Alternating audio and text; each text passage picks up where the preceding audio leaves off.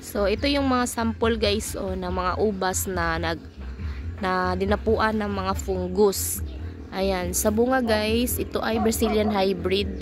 So kung napansin nyo, meron siyang maraming mga black spot. Yan yung naging epekto ng palagiang pag-ulan at hindi pag-spray ng mga fungicide at saka insecticide. So ayan, yung tinatawag natin na black spot, yan ay fungus. No, ayan. So hindi kasi natin ito na-sprayhan kasi ito ay voluntary fruiting lamang. So tatlong bunches pa ito guys. Ayan, isa, dalawa, at saka andito yung pangatlo. Ayan o, kung napansin nyo, na marami po siyang mga black spot. Ayan. So, hindi natin siya nilagyan ng takip.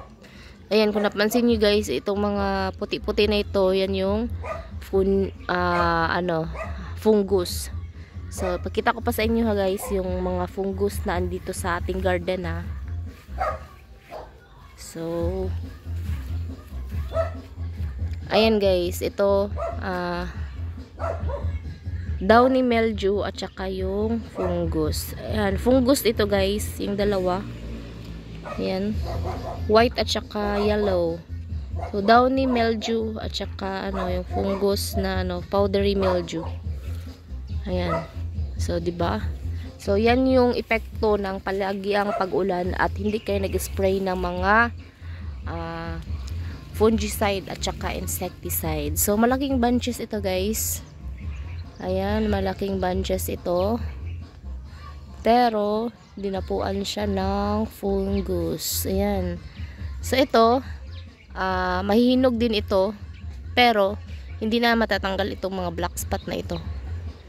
So, ayan. Yan yung epekto ng palagiang pag-ulan. Yan guys, di ba? Napakasayang, no? So, pwede man din itong kainin, wala man din itong magiging bad effects. Basta hugasan lang natin ng maigi. So, yan, yung variety na ito ay Brazilian hybrid. Yan, napakalaking bunches ito guys. Yan, no? Ayan. So, ito, hindi lang siya gaanong malaki kasi yung berries ng Brazilian ay hindi talaga siya malaki. So meron din tayong bunches doon na voluntary fruiting. Pakita ko sa inyo guys. Yung variety na ito ay Everest variety. So ito guys. Ayan.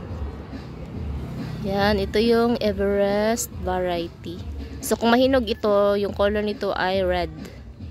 Ayan. So, voluntary fruiting po ito, kaya konti lang yung bunga. Ayan, guys. So, meron din ditong fungus, kung mapansin nyo. Ayan. Ayan, fungus pa ito. So, thank you for watching.